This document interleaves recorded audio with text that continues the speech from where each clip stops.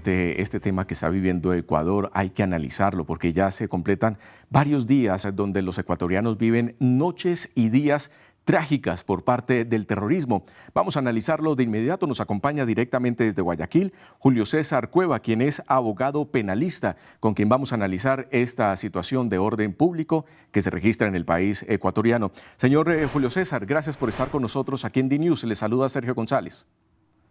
Sergio, muchas gracias a ustedes por la invitación. Buenas tardes con todos. Hablemos sobre el asesinato del fiscal que ocurrió el día de ayer y era uno de los fiscales que estaba llevando uno de los casos que le ha dado la vuelta al mundo y tiene que ver la intervención de estos terroristas a un canal de televisión y que también tenía varios casos relacionados con el narcotráfico y la corrupción en Ecuador. ¿Qué decir de este asesinato? ¿Cómo analiza usted estos hechos? Bueno, creo que es parte de las retaliaciones, entre comillas, naturales de grupos organizados dedicados a delinquir, porque él era un fiscal casualmente anticorrupción. Y decir por dónde vinieron esas balas es poco complicado porque son tantos los casos. En el caso del canal de televisión, evidentemente había un grupo de delincuencia organizada detrás. En los casos de corrupción hospitalaria hay grupos de delincuencia organizada detrás. Se rumora mucho por respecto de que él justo en la mañana había pedido información casualmente de la esposa de alias Fito respecto de propiedades o causas que ella tuviera, de tal manera que es un poco complicado. Pero esto debe ser un motivo para que la sociedad se una más en torno a un gobierno que ha demostrado tener la voluntad que a otros les ha faltado para luchar contra este flagelo y no dejarlo crecer como creció abismalmente, pues en otras latitudes, ¿verdad? Como en Colombia casualmente o en Perú, en donde fue muy, pero muy difícil combatirlo y sobre todo tratar de erradicarlo. Estamos creo que todavía a tiempo de eso. Así es, señor Julio César, en Colombia en la década de los 80 se vivió algo similar con el narcotráfico cuando se tenían los carteles de Medellín, los de Cali, en fin, y también en Cundinamarca y Meta.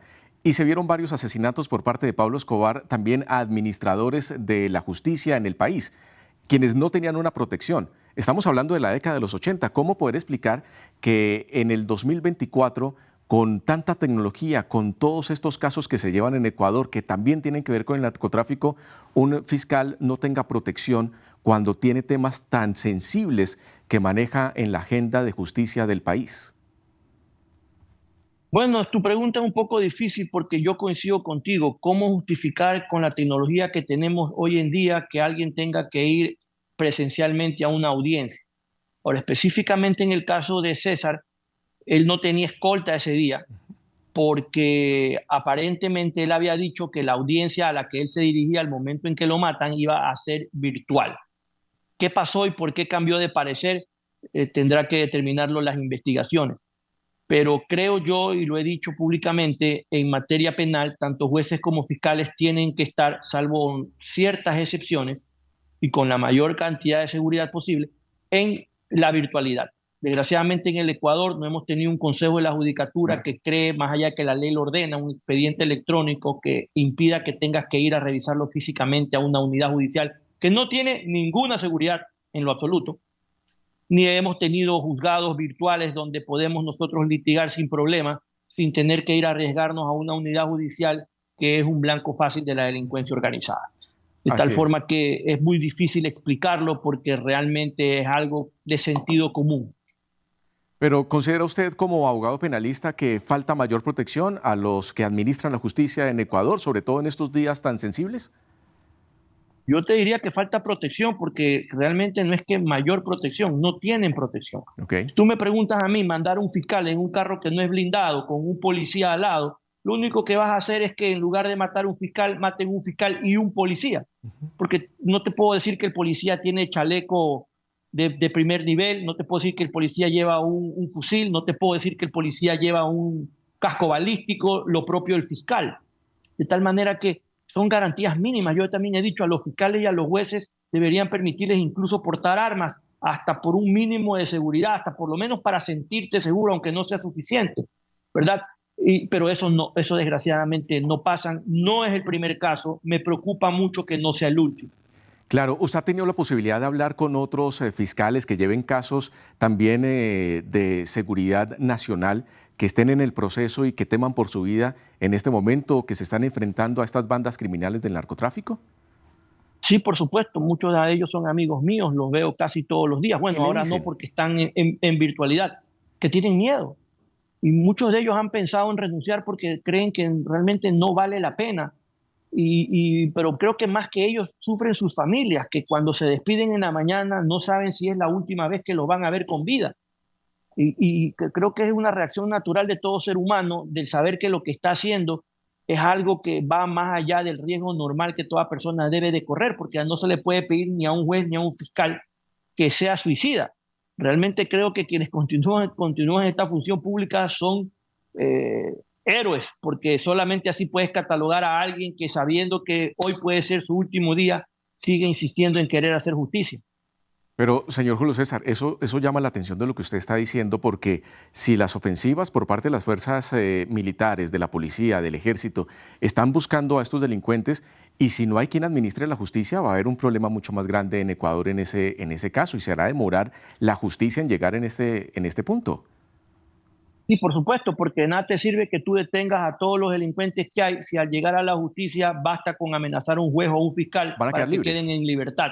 claro. Porque resulta ser que toda la cadena por la cual pasa una persona desde que es aprendida hasta que es condenada, hay eslabones como la fiscalía o las cortes donde se rompe esta cadena, no en razón de la corrupción propiamente dicho, sino en razón del miedo.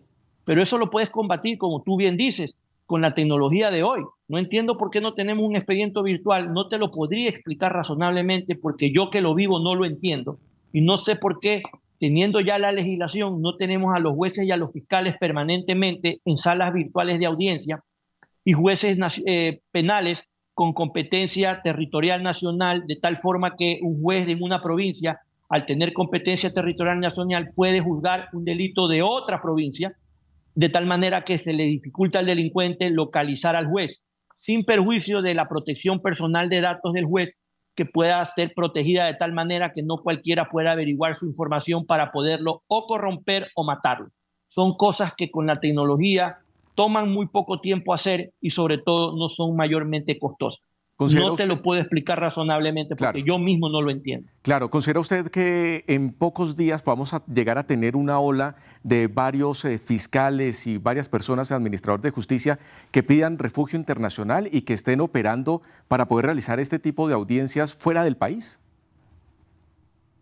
No sé si eso va a darse, pero te puedo decir que hay una indignación generalizada por la tibia reacción de las máximas autoridades, tanto en materia de fiscalía como en materia de las cortes, y creería yo que eso, y espero que así sea, genere, sumado a la indignación ciudadana por estos hechos de los últimos días que ustedes bien relatan, que las autoridades tomen mejores medidas, que no sean necesariamente solo mandar a todos a audiencia Zoom por una semana, Ujú. ven que bajan los ánimos y regresan a la virtualidad, a la presencialidad, les vuelven a matar a un funcionario y volvemos a estar en este círculo vicioso.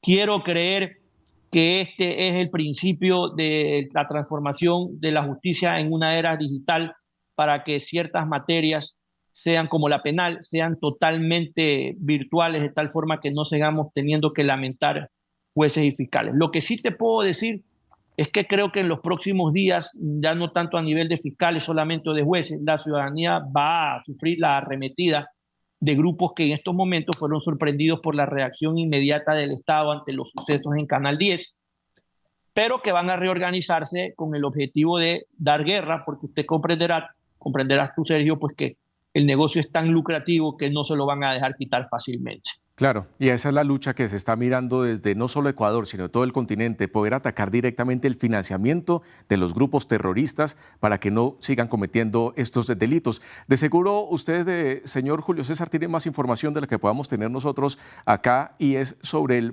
paradero de Fito, de alias Fito, que ya están involucrando las inteligencias conjuntas de los países, mirando las propiedades de sus parejas, sobre todo de su esposa.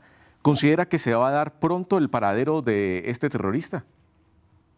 Mira, yo creería que si él no está en el Ecuador y como se rumora, aunque te escuchaba decir que se estaba descartando, él está en Colombia. Mira, si él está en Colombia, de Colombia va a regresar al Ecuador en un ataúd. como le sucedió a su socio Junior, que se fue a Sí, Colombia y regresó en un ataúd. ¿Por qué? Porque tú sabes que el narcotráfico es muy territorial. Y si un narco o aprendiz de narco va a un territorio extraño, siempre es una competencia no deseada. De tal manera que si él está en Colombia, creo que va a regresar en un ataúd. Pienso que en algún momento lo van a capturar.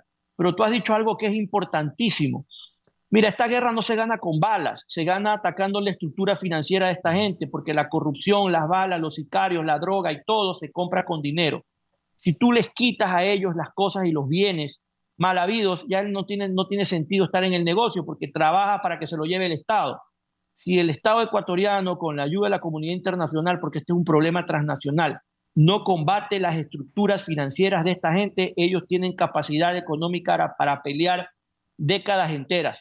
Y nuestros estados no solo no la tienen, sino que no tienen la agilidad administrativa para hacer fluir los recursos con la velocidad que ellos sí, para repotenciarse y seguir en esta lucha.